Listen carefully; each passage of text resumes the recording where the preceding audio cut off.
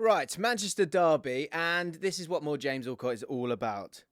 I'm going to put forward the team that I think both sides will put forward, and I want to have that conversation. And the crucial thing here is that you get involved. Get involved in the conversation. I want to learn from you. I want to hear from you. Tell me about your team. You know your team better than me. And so more James Allcott as a channel is a place where I can learn that little bit more. And I've got to say, when it comes to the lineups, there are so many different variants that we could see. And when it comes to Pep Guardiola, we know he likes to try the odd thing here and there, and he is struggling right now. They've got 1 win in 10. Queen's Park Rangers got 2 wins in 2 games, guys. So for that alone, hit that subscribe button. But make sure you subscribe to this channel, because it's a place where I can honestly, off the cuff, just sit and have a conversation with you guys and explore thoughts that are in my mind, and then we go from there. So, this is the Man City team that we saw against Juventus, and when you're playing in Europe, that will lead to some clues when it comes to, I think, the starting lineup. Now, obviously, you can't change the whole 11, so there'll be a lot of players that will play again, and I think there's some interesting conversations here when it comes to who will remain and who might lose their spot. One person that will definitely lose their spot is Rico Lewis, because he is suspended for this game. And the problem with that is that, okay, naturally you would go, all right, don't worry, we'll Gvardiol. Of course, Rico Lewis always steps into this position here, into the left back position, and then steps in. Should we put an arrow back? Let's do it. Gvardiol, you think, okay, you go do that for us. That's fine. And we've got Kovacic coming back in as well. But if you put Gvardiol over there, the players that are missing, let's go there, for Man City, Rodri as we know, Oscar Bob as we know, Nathan Ake, John Stones, Manuel Akanji, and of course Rico Lewis. So the defence for Man City, I mean, there is none, basically. So there's a big decision to be made here. So I'm fascinated about that. Also, add into the mix here, Ruben Amorim is currently running trials, let's be honest, when it comes to Man United. So there's a lot of different players playing in different positions. But I think when he's got these European games, yes, you want to go and win them. And they got that win against Victoria Pilsen, but it wasn't totally convincing until some certain changes were made. But I think those, although as bad as it was, disappointing maybe as it was in the first half, and away European ties, regardless of who they are, they're difficult. I think he still probably got some reaffirmed ideas when it comes to the team that he wants to put out, especially against Man City, a team that he's beaten very recently. So let's head over to the tactics board and work our way through this. And there's some players that, I want to touch on, because, do you bring them into this game or not? Of course, we've got the 3-4-3 that you'll see from Amorim. But for Pep, you just don't totally know. Before I get into it, we're going to, of course, do an analysis of this game on Sunday after the game on the main channel. Also, we'll be doing a Twitter space on the JLA FC Twitter account as well. So if you want to speak, if you want to be on that, and the whole podcast goes on the Jaffin podcast feed as well, then please do get involved. I don't know how, but I can stress it more. Want to get you involved in any way that I can, and create and foster and retain this community, the whole point of this channel. So do get involved. And we're trying to get to 10K on Twitter. The guys have worked so hard on that Twitter account. So if you could, please subscribe or follow, that Twitter account. That would be amazing. More important than subscribing to this one, go follow us on Twitter. Links in the description. Okay. So, goalies, I think we know what we're doing there. Then we've got that problem. Let's start off with Man City, because I think after this, I do want to talk about how these two teams will play, and is there a tweak that Pep could make in terms of his maybe defensive style. So Diaz has to be that centre back. I think Walker has to be the right back. Then you've got a decision to make, because Gvardiol will inevitably play, right? You're obviously not going to play. But the next option at centre-back is Simpson Pusi. And it's a big game for him to step into. So what I would like to know from Man City fans is it more important to retain the shape of the team and have, out-and-out defenders, let's say, and allow Gvardiol to be that left-sided centre-back, bring Simpson Pusi in here? Not sure if it'd be on the right side or the left side. Forgive me for that. Or do you just go, this game's too big, we want to lean on the experience that we've got? That is what I believe he will do. I think this isn't the kind of game that you want Simpson Pusi in, and I don't think you want him having to deal with what he would have to deal with when it comes to Man United's attack, which we'll get to. So I think Simpson Pussy won't play. I'm going to take him out.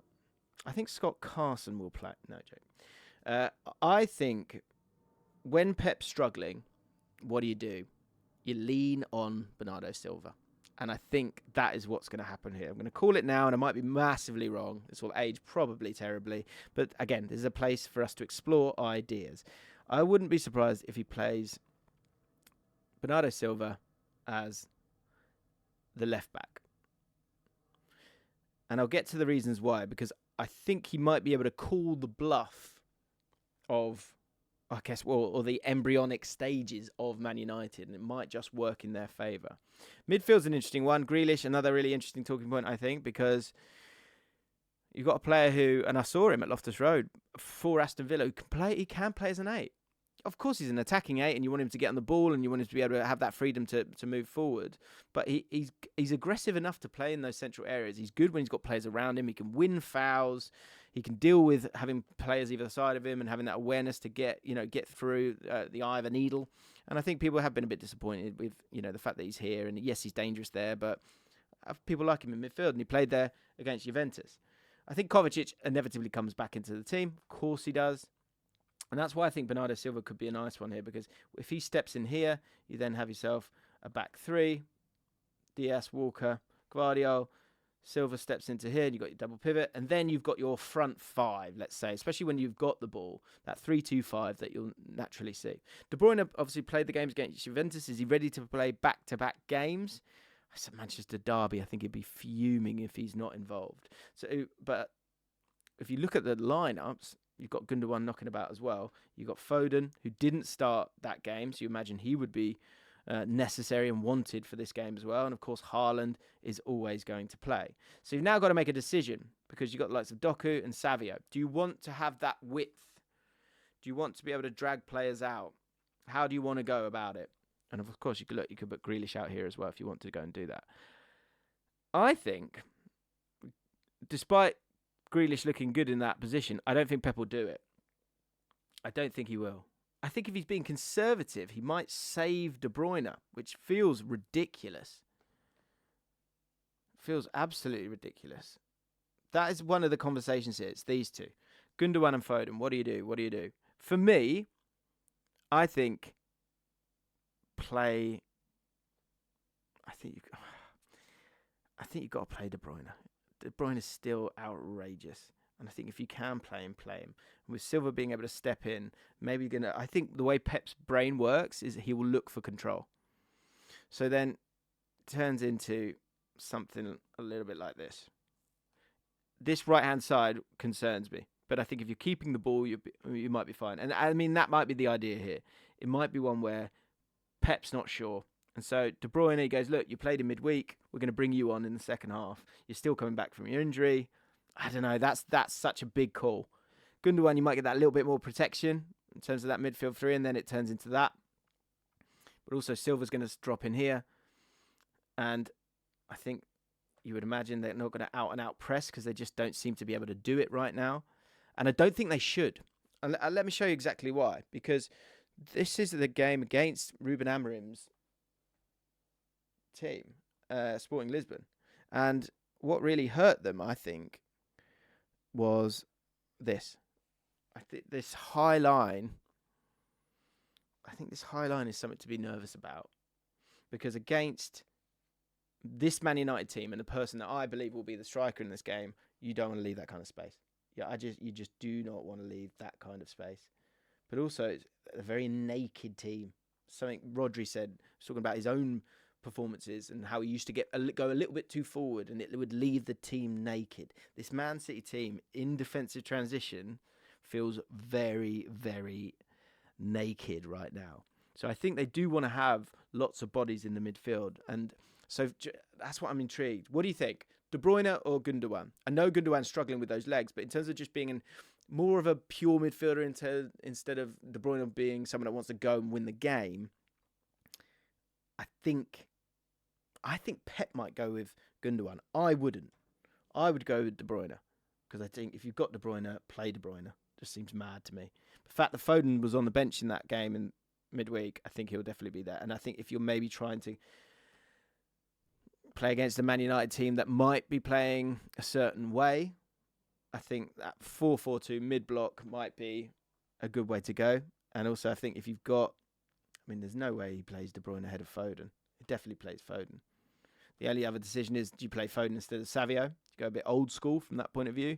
You've got the energy of him. Savio, will he always work back for the team? That's a conversation for sure as well.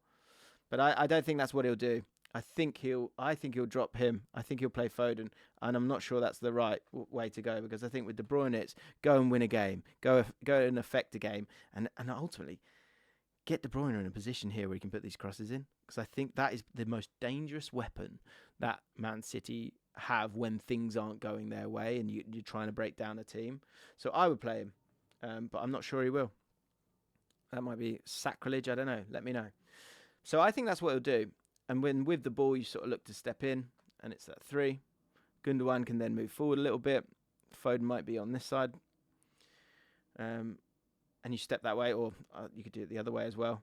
Might want to see Silva there, but that's where they might get on each other's toes. Whereas I think with De Bruyne, he's an out-and-out player who wants to generally play on this side. I know he can drift over this side, but you've got enough of those kind of players, so you're not going to go and do that. So that is what I think will happen when it comes to Man City. So what about Man United? Lots of discussion here as well. And I think there's a couple of swerves that could happen. Let's go with the players that we think definitely play. De Ligt definitely plays. Martinez, I know they both played against Victoria Pilsen, but I think they'll both play. I think they'll be a 2. And I think Yoro's an absolute, has to play. Has to play. Now, the one pairing that we did a video on, you go check it out, we're talking about how these two were working as a pair. It didn't really work on Thursday, and I think, think what Hoylund's done in that game. We did a video on Hoylund, so make sure you go check that out. I just don't see, certainly not Xerxes starting. You might be someone that you want to go and get involved as the game progresses, and might allow you to play a little bit longer, but then to have someone that might hold up the ball. But his hold-up play hasn't always been great in the last few weeks, but that is what you're going to get with him, and then someone running in behind. Rashford, interesting. Come back to that. The centre midfield, Ugarte definitely. Kobe Mainoo for me, definitely. Casemiro played the game on Thursday. You're not going to get 2 games out of him. I don't think you should try and get 2 games out of him, because what you should do is we look at the energy we've got up against this team.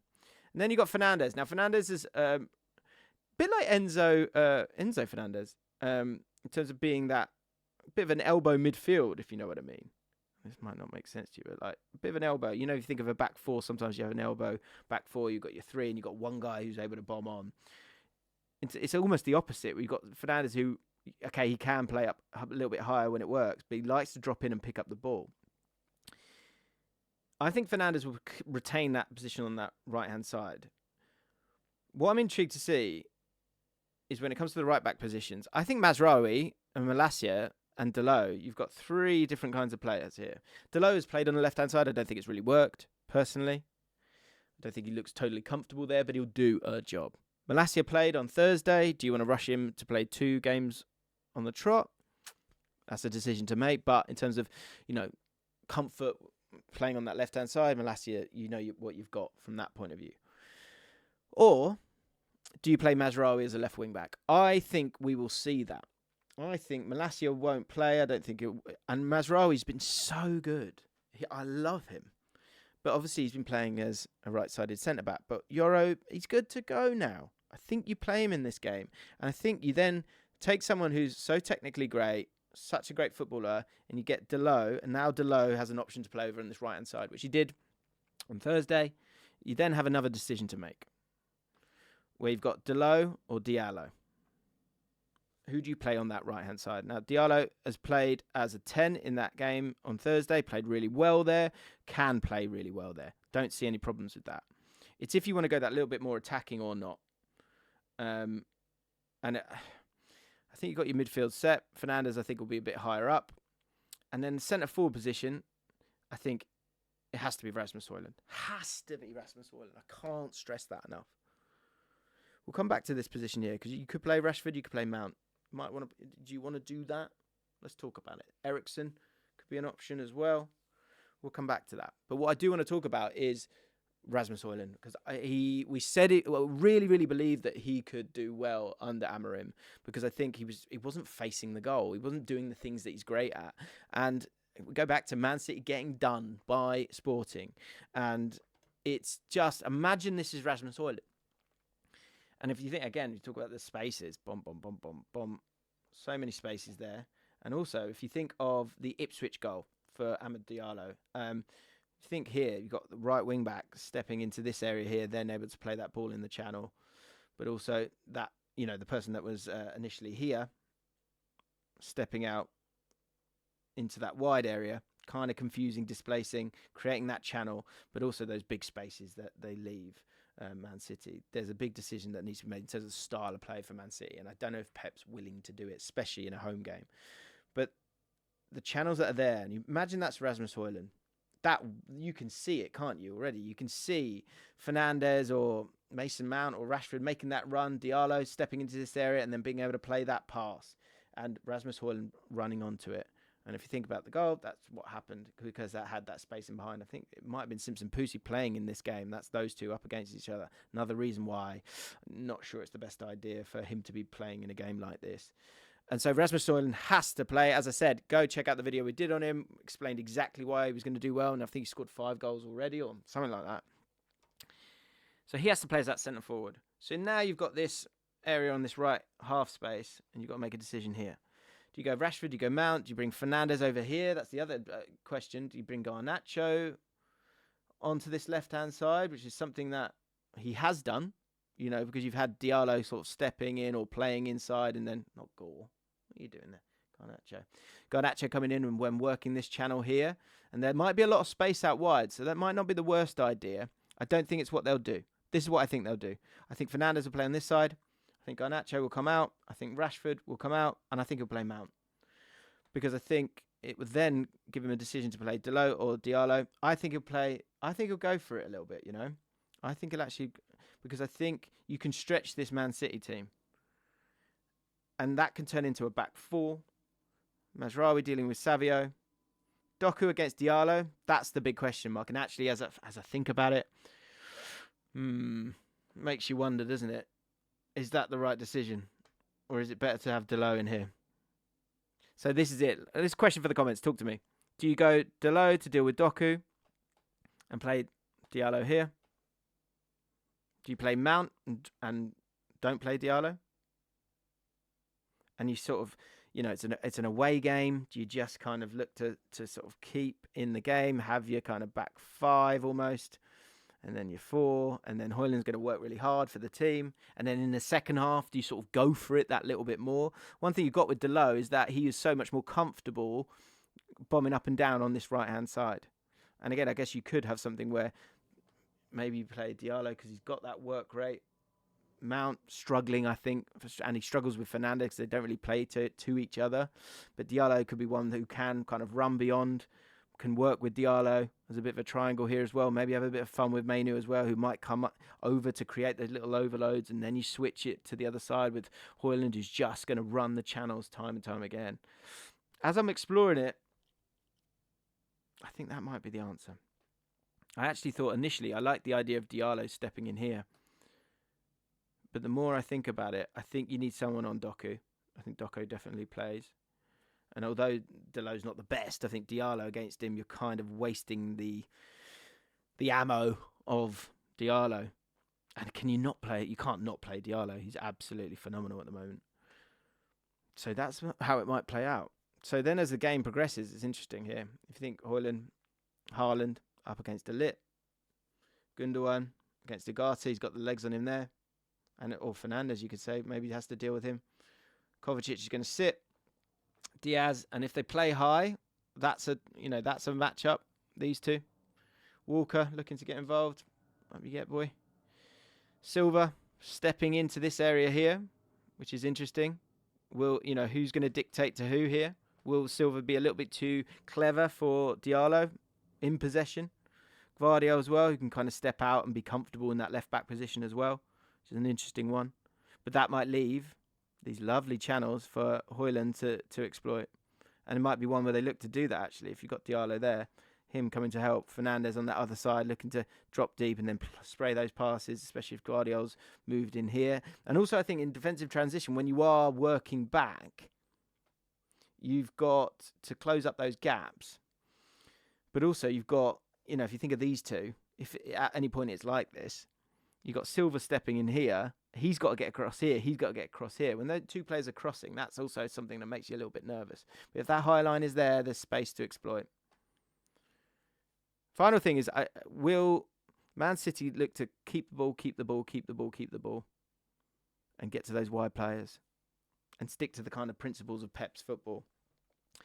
Or is there something else to be had here? I think if they play just that little bit deeper, I'm not sure this Man United team is at the level yet where they can really break down teams. Now, this is maybe a bit of a dangerous idea.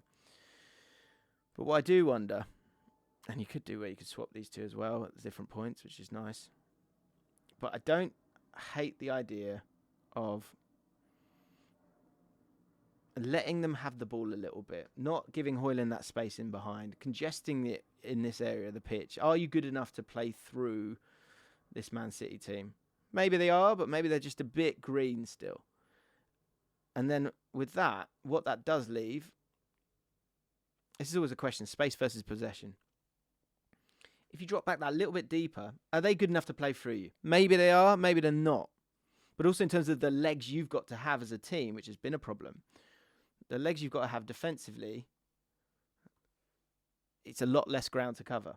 But you're also giving all that space to Haaland to run in behind, run into those channels. Be old school Haaland. Put a good ball in over the top. That's something they're totally capable of. And if you are going to do that, again, is it one where are you missing out on that guy who can just thread the needle by having De Bruyne in the team? Interesting debate. Because as I say, I don't think Pep does that a lot. He doesn't want to drop back deep.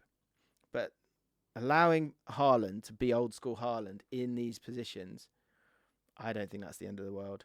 I think that's actually quite nice. And it could be one where it's full sense of security. Man United go, oh, we're playing quite well here. And then, one ball in behind. Just go, and then Haaland goes through. Wouldn't be surprised if I saw that. But in a home game, is Pep willing to do it? Go check out that Rasmus Holjund video. Please follow us on Twitter. Subscribe here on your way out. And let me know your thoughts in the comments down below. Cheers.